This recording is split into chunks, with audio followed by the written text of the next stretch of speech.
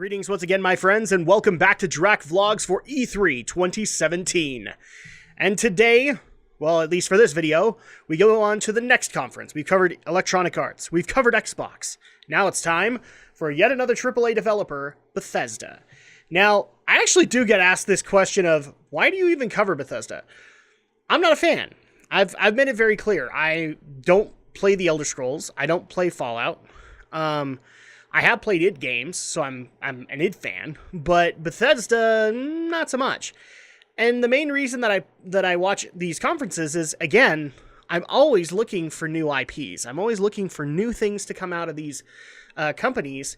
And to say that I'm not a fan of Bethesda is kind of off at this point. Just because I don't play Elder Scrolls or Fallout doesn't mean that I haven't enjoyed, at least to some extent, the new Doom or Prey or a number of other titles that they have been able to put out. It's just those two major ones that I'm not necessarily a fan of. And I love the people who actually send me stuff going, holy crap, how are you not an Elder Scrolls fan? I'm not. I get bored within the games very quickly and turn them off.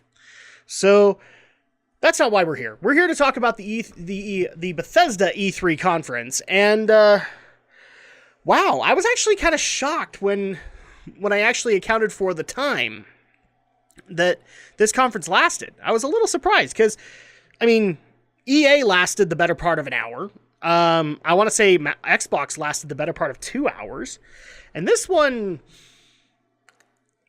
if it hit an hour, I'd be surprised. I'd actually say it was more along the lines of 40-45 minutes. So, yeah, let's go ahead and get into it. There wasn't a whole lot of announcements for Bethesda to make, but I think they were still something that fans would enjoy. So they started things off, obviously. Well, I need to start there, because the opening montage that they did, it's usually not something that I talk about, but this one I found cute, because they brought in, I think, a bunch of developers' kids, and actually had them try to describe what it is their parents do, and kind of intermix those interviews with that of the actual developers. I thought that was awesome. I love it when developers try to show that they're family men and women just like us and all that. I thought it was a nice, cute little thing, but then it got weird because after that montage, the whole theme of this was Bethesda Land, and basically saying, like, here are all the new attractions that you can look at, or that you can look forward to in the coming years. And they actually went out of their way to make a blueprint for Bethesda Land and all that. So, coming soon to you guys in like 2 or 3 years, Bethesda Land, the actual thing. But let's go ahead and get into the conference. It's actually started, unfortunately, at least for me, with VR. Oh, joy. We got Doom VR, or VFR, is what they called it, but I'm going to call it Doom VR, because that's what it is. And then Fallout 4 VR, which are obviously not surprising to me. I figured that these universes would eventually come to be. And actually, before I even did this recording, I have actually heard there's a possibility on the show floor there is Skyrim VR. So this is not surprising to me. Eventually, I thought they would eventually go down this road. What did surprise me, though, is when they showed up this whole montage of Doom and Fallout, it looked like they had an Oculus Rift. I might have to bring this up on Geek News. I think they were twisting the knife on John Carmack a little bit. Not sure about that, but that's my guess. So yeah, we had two major announcements, Doom VR and Fallout 4 VR, and then we went into the Elder Scrolls Online, because they just recently had a Morrowind expansion launch, for those who have been able to actually try, or it's either has launched or it's about to launch, because they did have stuff on the show floor that was not available just yet. So, big surprise. I don't play Elder Scrolls Online. I played it once, wasn't interested after that. So people can clarify that to me if the Morrowind expansion actually is out and there's just new stuff that's coming to it. But we actually spent a good amount of time on that.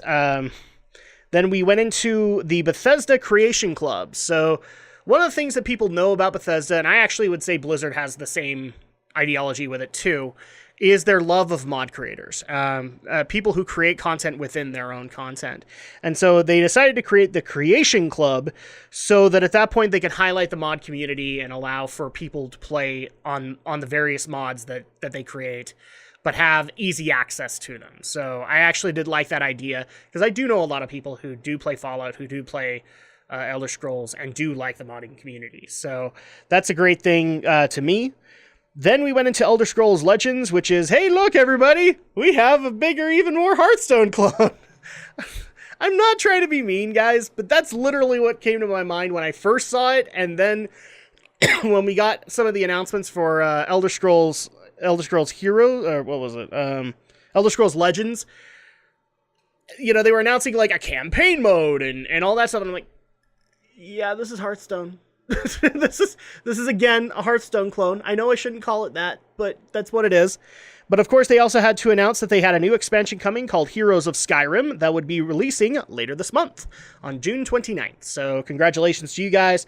You got even more Elder Scrolls Legends, and I'm sure there's a fan base that plays it. I'm not knocking you guys. It's just that's what it looks like to me.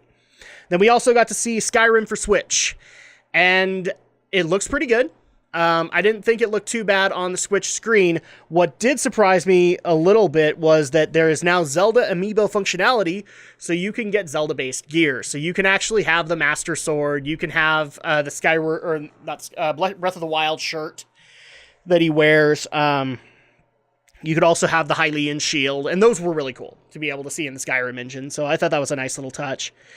Then we moved on to Dishonored, Death of the Outsider, which they didn't clarify that well. It's either a side story or it's DLC for Dishonored 2. I'm not quite sure, but it is releasing on September 15th, 2017, so you guys can have that in a couple of months. I haven't got my hands on Dishonored 2 yet, so I don't know necessarily what this was, but it looked really cool. Kind of like an assassin submission. And I did recognize the guy at the end. He was in the Dishonored trailer, and I think they said he was the main guy for Dishonored. So I'll be interested to see what comes out of that. Then we moved on into Quake Champions, and it's now in beta right now. And they actually announced with that there is going to be a new tournament for Quake Champions at QuakeCon. So you guys can start putting your teams together. I think it's 5-man teams.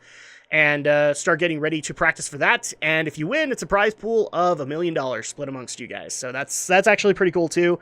And Quake Champions is still looking pretty damn good. I actually want to get my hands on it when it hits live, because I believe they said that it was in beta. So yay! I'm looking forward to that. And of course, the bigger two shocks for me anyway came at the end. First of all, with the announcement of The Evil Within 2. The Evil Within is a game I have not actually gotten my hands on just yet, but I've been wanting to. I know that Bethesda's behind it, as well as Shinji Mikami, aka the original creator of Resident Evil. So I've been very, very interested in this series, and now that there's a sequel, I'm even more interested. It looked very impressive, very freaky, very nightmarish. I look forward to the nights of sleep that I'm going to lose for sheer months because of this game. But that's going to be releasing, and I love the release date, man. It's literally releasing October 13th, Friday the 13th, 2017. So look forward to that, everybody. And then finally, this was the big one that I didn't think I would be as interested in, but they ended the conference out with Wolfenstein 2, The New Colossus. I knew that there was going to be a Wolfenstein down the road because Doom came out. And so I knew that Wolfenstein was going to be coming, but I thought it was just going to be like a reboot. No, in this case, it's a sequel to a previous Wolfenstein game, but basically the premise of it is that the Nazis have taken over the world, and you are actually orchestrating a resistance, or at least America, and you're orchestrating a resistance against the Nazis. So it's I can already tell you the gameplay is heavily inspired by the new Doom.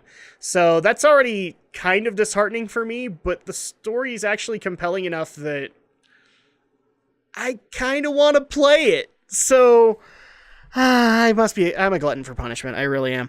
But the story was interesting enough, just especially on the concept of trying to get all the various resistances together so that we could overthrow the Nazis, as well as being able to see some of the cool mechanized horrors that the Nazis have since unleashed upon the United States. So I'm looking forward to that one, but I don't think we got a release date for that one, unfortunately. I'm guessing 2018. is when we're probably going to see it. And that actually wrapped things up for the Bethesda conference. Yeah, it was incredibly short. I think maybe the main reason why is because, again, Bethesda releases major games when they can, but it takes a while for an engine upgrade. I could even tell you that we'd probably get a bigger conference if they had an engine upgrade to be able to showcase, because it would either be showcased in a new Elder Scrolls game or a new Fallout or even a new IP. I have heard talk they're working on new IPs, so it's still looking good. Despite the fact that it was short, I still enjoyed myself while watching it. There were a couple of times where I was laughing pretty harsh, but as far as grading it, Bethesda's in the B range most of the time when I get there, so I'm going to give this one a B. Despite the fact that it's short, it actually did have stuff that didn't necessarily cater to me, but it eventually did cater to me, because I was interested in Evil Within 2, I was interested in Wolfenstein, and even Dishonored 2. Dishonored 2 and Quake Champions caught my eye. So at that point, I think they did a good job, especially with the time that they had. And maybe that's why they kept things so short, is they just used the Bethesda land theme and just rolled with it. But that's going to go ahead and do it for this video. It's also going to be short, because there's not a whole lot to talk about. When we get back for the next vlog, we'll be talking about the next one I'm dreading, which is Ubisoft. We'll see you guys then.